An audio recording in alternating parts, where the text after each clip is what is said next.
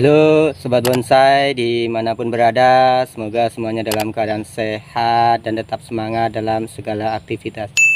Di video kali ini saya akan kembali melakukan budidaya stek bahanan bonsai sancang yang sebelumnya saya pernah melakukan di video-video sebelumnya. Stek kali ini masih di budidaya irit dengan satu ruas mata tunas dengan persentase keberhasilan yang cukup baik, tingkat keberhasilan untuk hidupnya. Oke, tonton videonya hingga selesai. Mari ngopi dulu biar tetap semangat dan fokus. Oke Sobat Bonsai, lanjut kita ke budidaya irit dengan satu ruas mata tunas. Jadi di video sebelumnya saya pernah mengeser atau memvideokan cara budidaya irit dengan satu ruas mata tunas. Di kesempatan kali ini saya masih sama sebetulnya dengan cara budidaya irit dengan satu ruas mata tunas, tetapi dengan cara yang lebih aman dan tingkat keberhasilan cukup baik. Saya katakan hampir 90% rata-rata berhasil yang saya lakukan dengan cara stek irit satu ruas mata tunas dengan yang lebih aman dibanding yang sebelumnya. Jika di sebelumnya saya memanfaatkan ini sama dengan satu ruas mata tunas ya. Nah ini seperti ini ya, sepanjang ini nanti langsung saya tancapkan. Di kesempatan kali ini saya masih dengan satu ruas mata tunas. Payah ya untuk fokus karena saya membuat video ini dengan sendiri ya, nggak ada tim. Jadi untuk fokus ke bagian-bagian yang diinginkan kadang fokusnya kurang. Jadi ini ya, lanjut. Saya memanfaatkan satu ruas mata tunas atau lebih ya. Jadi memang ada yang dikorbankan dibanding sebelumnya, tetapi tidak apa-apa karena bahan yang saya miliki banyak, tetapi tingkat keberhasilan lebih bagus ya. Nah jadi ini satu ruas mata tunas seperti ini atau lebih ya, ini lebih. Jadi potongan kurang lebih setelunjuk lebih ini saya kerat di bagian sini ya. Nah, jadi mata tunasnya ini ya, sepasang mata tunas.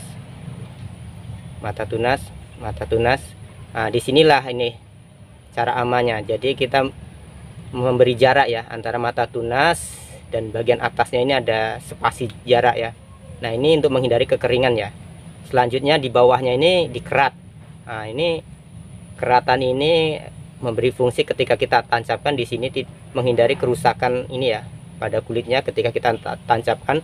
Selanjutnya ketika keratan ini masuk ke media ini akan lebih memperkuat stekan, tidak mudah bergoyang ya. Kita tahu sendiri kalau bergoyang ini akan beresiko kegagalan pada stekan. Nah untuk keratan ini, keratan sendiri ini kita bisa mengatur ya. Jadi pada stekan setinggi ini mungkin kedepannya kita sito atau ketsisubo ya, makin ke atas. Jadi makin ke bawah nanti bisa sito, ke bawahnya keratan bisa ke mame, atau selanjutnya makin ke sini mame small sampai ke medium dan selanjutnya. Jadi ini bisa kita kerat ini sesuai dengan target kita ke depannya.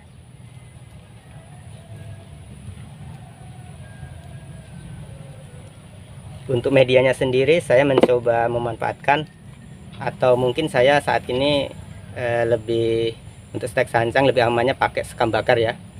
Sekam bakar ini cukup bagus, bisa juga sebetulnya pasir ya, pasir atau tanah biasa, yang penting dia terhindar dari pupuk kandang ya. Oke, akan saya coba tanam ya. Yang ini banyak yang sudah saya kerat. Ini sudah saya kerat semalam, saya biarkan. Untuk caranya sendiri lebih jelasnya akan saya coba praktekkan ya.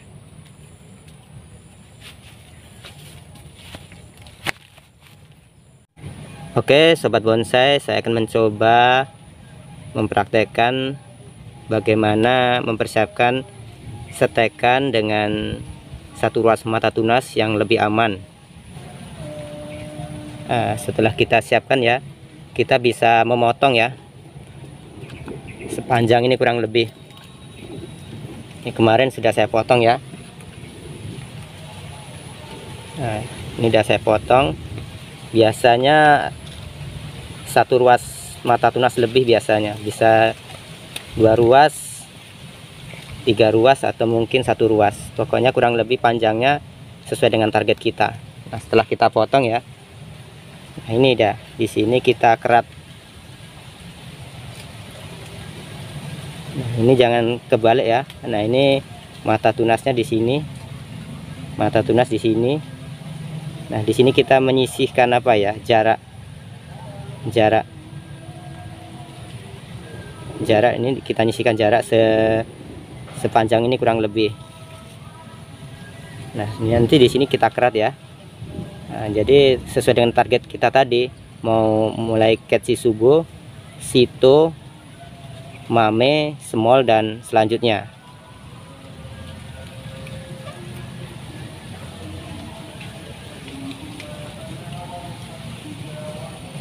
Kerat seperti kita mencangkok ya.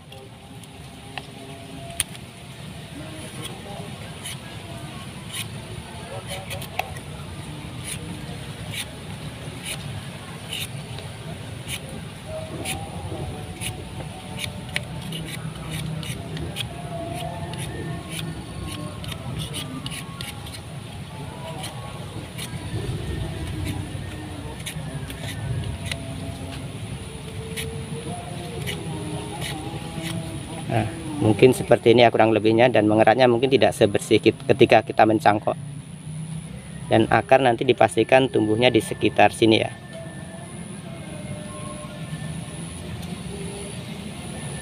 Dan cara seperti ini sempat di-share oleh Om Aditing Heriandi sekitar 7 bulan yang lalu di medsos Facebook Belajar Bonsai ya. Saya belajar sama beliau. Beliau banyak meng-share tentang budidaya sancang ya. Terima kasih Om, tips-tips dan triknya tentang budidaya sancang luar biasa. Kalau sobat bonsai mengikutin ya, di grup Facebook Belajar Bonsai atau grup sancang.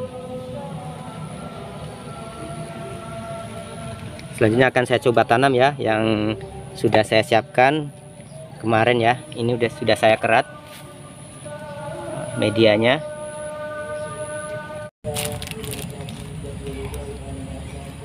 Oke, setelah kita potong dan dikerat, selanjutnya tinggal ditanam.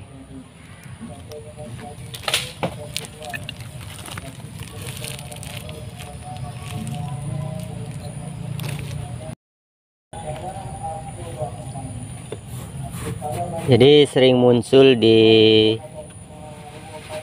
komen-komen medsos atau mungkin komen di channel saya, apakah pakai perangsang akar cara penanaman sancangnya. Saya katakan tidak. Jadi sancang pada prinsipnya udah tumbuh walaupun tanpa perangsang akar. Terus disungkup atau tidak perlu disungkup. Jadi sancang pun selama ini saya tidak pernah disungkup ya, kecuali sekali ya saya pernah bereksperimen ya, memang persentasenya keberhasilan cukup baik, cuma karena saya ingin mencoba saja, satu-satunya yang pernah saya sungkup. Selebihnya saya tidak melakukan sungkup untuk sancang. Dan ini nanti ketika setekan memasuki 2 minggu biasanya sudah mulai muncul tunas walaupun akar belum muncul.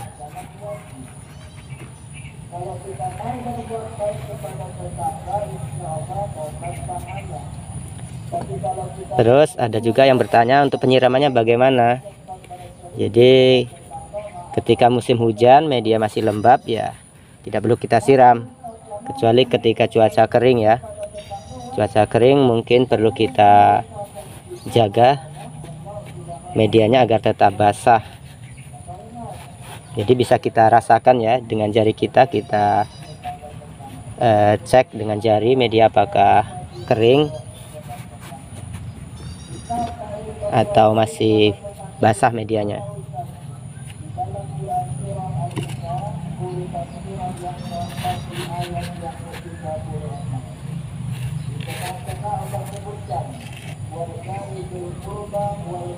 Nah, jadi saya setek secara massal seperti ini ya, cukup simpel.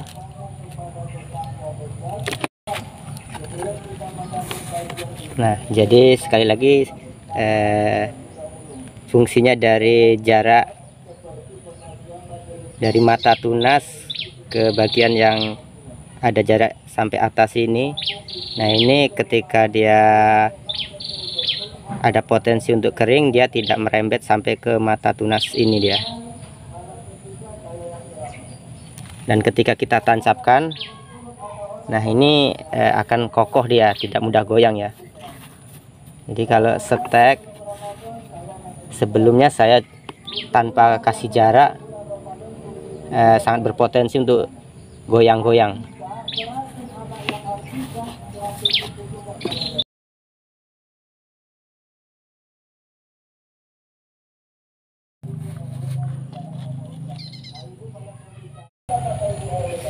Dan ini ada hasilnya, setekan dengan jarak yang aman. Sudah cukup lama ini ya, sekitar 7 bulanan sudah ada ini. Saya belum sempat membongkarnya, tetapi bisa dipastikan akarnya ini sudah tumbuh atau bekerja ya. Nah, ini bahkan yang di atasnya ini padahal tidak ada mata tunas. Nah, inilah kelebihan dari sancang, tanpa mata tunas pun tumbuh ya di atasnya, bukan di tepat di mata tunasnya ya. Kita lihat malah di atasnya ini ya.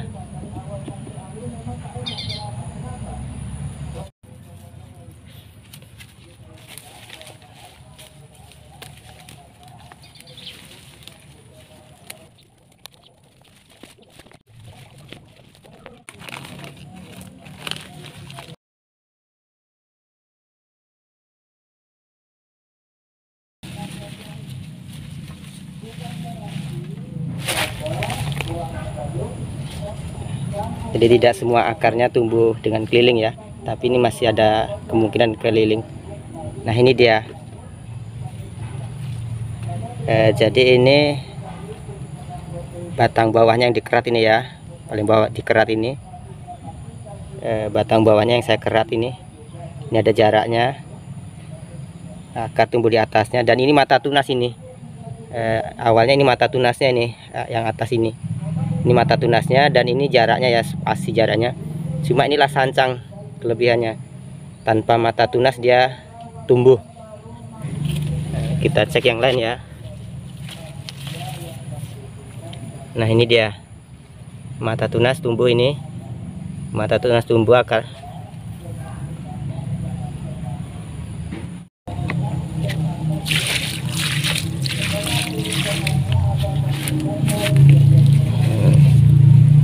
Lebih jelas setelah disiram ya. Dan ini bagian atasnya saya pangkas, saya potong. Saya menemukan hanya satu yang gagal dari sekian yang saya setek ya. Artinya tingkat keberhasilan cukup baik, tetapi itulah setek ya, tidak semua kita bisa berharap akarnya keliling tumbuh baik ya di setiap sisi. Nah, ini dia jelas ya, lumayan ini. Nah, inilah sancang, meskipun atasnya tidak ada mata tunas ya, tetap tumbuh dia, padahal tunasnya di sini ya. Ya, yang tunas yang paling bawah inilah awal mata tunasnya sebetulnya, sepasang. Dan inilah sobat bonsai, setelah bagian atau cabang atas saya potong, serta pada pangkal batang bawah ini dipotong juga, agar memudahkan penanaman selanjutnya. Demikian video kali ini, semoga bermanfaat dan terima kasih.